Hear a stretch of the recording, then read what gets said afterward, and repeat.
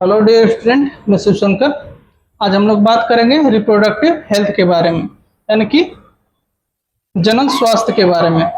स्वास्थ्य की अगर हम बात करें, यानी कि हेल्थ की अगर हम बात करें, तो अगर कोई व्यक्ति फिजिकली, इमोशनली, बिहेवियरल और सोशली क्या हो, वेल हो, तो उसको हम लोग बोलेंगे कि वो जो व्यक्ति हो क्या है, हेल्दी है। WHO के अकॉर्डिंग उसका जो है डेफिनेशन बताया गया है। इस वाले चैप्टर्स में जो है हम रिप्रोडक्टिव हेल्थ से रिलेटेड क्या स्ट्रेटजी है, क्या जो इसके प्रॉब्लम्स हैं, ठीक है, और बढ़ती जो जनसंख्या है उसका जो कंट्रोल है वो कैसे, यानी कि बर्थ कंट्रोल कैसे किया जाता है, उसके मेथड कौन कौन से हैं, तो आज हम लोग इस पे बात करेंगे। इस चैप्टर में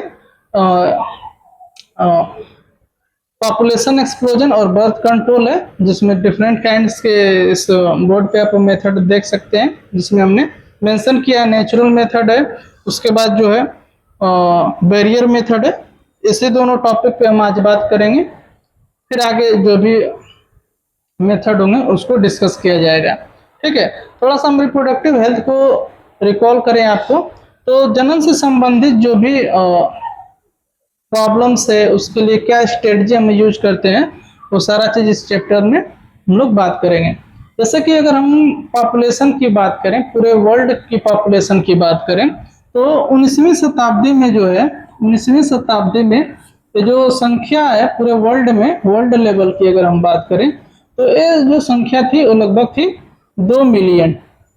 ठीक है, 2 मिलियन। और ये जो संख्या है वो बढ़ के जो है काफी जो है 2000 में लगभग ये हो गए 6 मिलियन। ठीक है, तो ये जो पॉपुलेशन है वो काफी तेजी से बढ़ने का इसका कारण है कि हेल्थ से रिलेटेड जो फैसिलिटीज हैं उनमें इंक्रीजमेंट आया है। जो रेट ऑफ मोर्टेलिटी है इन्फेंट की, उसमें डिक्रीजिंग आया है। ठीक है, इसकी वजह से पॉपुलेशन संख्या जो है वो बढ़ती चले गई। अगर हम इंडिया की बात करें, तो इंडिया जब आजाद हुआ, ठीक है, लगभग 1947 में, तो उस टाइम जो संख्या थी वो 350 मिलियन थी।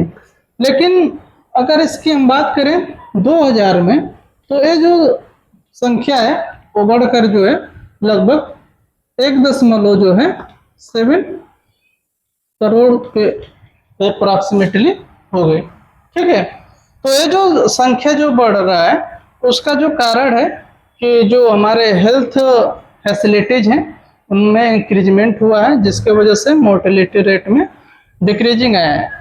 और इसके साथ साथ जो है बढ़ती जो जनसंख्या है उसको सरकार जो है कंट्रोल करने के लिए डिफरेंट टाइप्स के कार्यक्रम का जो है कार्यक्रम को चलाती है, जिसमें शिक्षकों को और जो सामाजिक वर्कर होते हैं या इससे जो रिलेटेड जो डॉक्टर वॉक्टर होते हैं उनको जो है शामिल किया जाता है। और इंडिया की हम बात करें तो फैमिली प्लानिंग के बारे में इसकी जो शुरुआत है तो 1951 ईस्वी में हुई थी। यानी कि family planning, family planning, family planning की जो शुरुआत है वो 1951 के तहत हुआ था। और इसमें बताया गया था कि अगर जितना छोटा परिवार होगा उतना सुखी परिवार होगा। तो उसके लिए जो है स्लोगन भी यूज किया गया, हम दो हमारे दो। ठीक है, और छोटा परिवार खुशहाल परिवार, ऐसे स्लोगन का जो है इस्तेमाल किया गया बढ़ती जनसंख्या को देखते हुए। अब यहाँ पे हम बात करेंगे कि जो पॉपुलेशन एक्सप्लोजन है वो कैसे होता है और उसके लिए स्ट्रेटजी क्या है, उसको कंट्रोल करने के लिए स्ट्रेटजी क्या है। तो पॉपुलेशन जो एक्सप्लोजन हुआ है वो हेल्थ जो फैसिलिटीज है उसके इंक्रीजमेंट होने के कारण क्या हुआ है कि जो शिशु मृत्यु दर है, यानी कि इन्फेंट जो डिक्रीज, यानी कि जो डेथ होती थी वो क्या हुआ, उसमें डिक्रीजिंग हुआ है, जिसकी वजह से पॉपुलेशन ग्रोथ बहुत तेजी से बढ़ा है। ठीक है, अब यहाँ पे हम बात करेंगे कि कौन सी स्ट्रेटजी है जिसको जो है हम यूज करके जो है पॉपुलेशन को कंट्रोल कर सकते हैं। इसमें डिफरेंट काइंड्स के जो है स्ट्रेटजी अपनाया जाता है। जैसे कि मैंने आपको बताया कि सरकार के द्वारा या जो सोशल वर्कर होते हैं उनके द्वारा जो है डिफरेंट काइंड्स के जो है कार्यक्रम चलाए जाते हैं। लोगों को जो है रिप्रोडक्टिव हेल्थ के प्रति और जनसंख्या के प्रति जो है जागरूक किया जाता है। उनको इससे रिलेटेड बीमारियों के बारे में जो है बताया जाता है। ठीक है, इसके साथ साथ जो है छोटा जितना परिवार होगा सुखी परिवार होगा, और हमारे दो के ऐसे जो है पोस्टर्स या जो है न्यूज चैनल्स के माध्यम से ऐड करके लोगों को जागरूक किया जाता है जनसंख्या को कंट्रोल करने के लिए। सरकार जो है इस समस्या का समाधान करने के लिए एज का लिमिट भी डिसाइड करती है। जैसे कि आप जानते थे पहले जो है बाल विवाह हो जाता था, लेकिन सरकार ने इस समस्या को दूर करने के लिए मेल और फीमेल का जो है वो क्या किया, एक एज निर्धारित किया है। जैसे कि पिछले समय जो है इसका जो था एज था मेल का वो 21 वर्ष था, जबकि फीमेल की जो शादी की एज थी वो 18 साल थी। लेकिन आज 2025 की अगर हम बात करें तो ये जो है इसमें भी चेंजेस हो चुके हैं, और इस फीमेल की जो है एज जो है वो 21 साल हो चुकी है शादी करने की। वहीं पे मेल की अगर हम बात करें तो 24 साल हो चुकी है।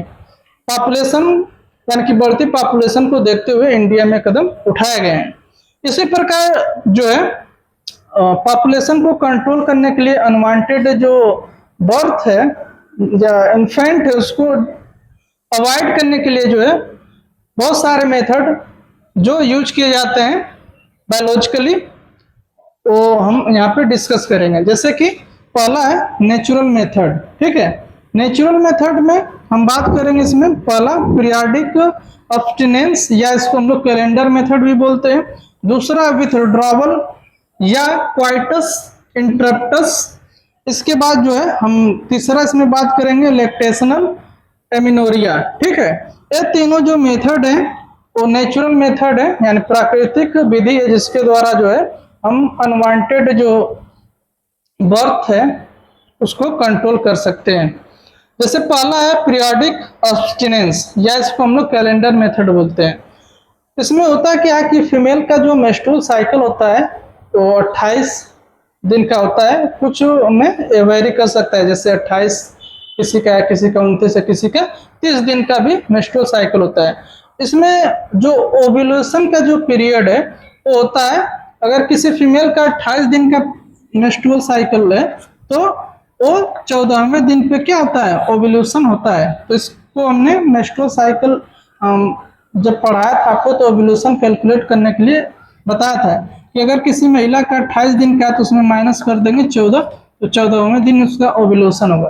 तो कैलेंडर मेथड या पीरियोडिक अब्स्टिनेंस का यूज करके भी हम अनवांटेड जो प्रेगनेंसी है उसको रोक सकते हैं। इसमें कैसे इसका यूज किया जाता है कि जो फीमेल होती है वो मेंस्ट्रुअल साइकिल के फर्स्ट दिन से 14वें दिन यानी कि जो मेंस्ट्रुअल साइकिल के 10 से लेकर जो 17 या 18 डेज होते हैं, ये जो होता है अनसेफ डेज होता है। यानी कि इस मतलब इस डेज के द्वारा अगर हम इंटरकोर्स करते हैं तो जो प्रेग्नेंट होने के चांसेस ज्यादा होते हैं। तो इस डेज को छोड़ के अगर हम प्रेग्नेंट कोई महिला अगर नहीं होना चाहती है तो इन डेज को छोड़ के यानी कि अगर उसका फर्स्ट डेज को मेंस्ट्रुअल स्टार्ट हुआ तो 10वें से लेकर 18वें या 19वें दिन तक जो है इंटरकोर्स से बच सकती हैं, और इस मेथड का वो यूज करके जो है अनवांटेड प्रेगनेंसी को रोक सकती हैं। ठीक है, तो ये था कैलेंडर मेथड या पीरियोडिक अब्स्टिनेंस। इसके बाद दूसरा जो है वो है विथड्रॉवल क्वाइटस इंटरप्टस। इसमें होता क्या है कि जो मेल है वो फीमेल के वजाइना में पेनिस को इंटर करता है, और इजेकुलेशन के टाइम जो है वो क्या करता है कि पेनिस को वजाइना से बाहर निकाल के सीमेन को आउटसाइड जो है वो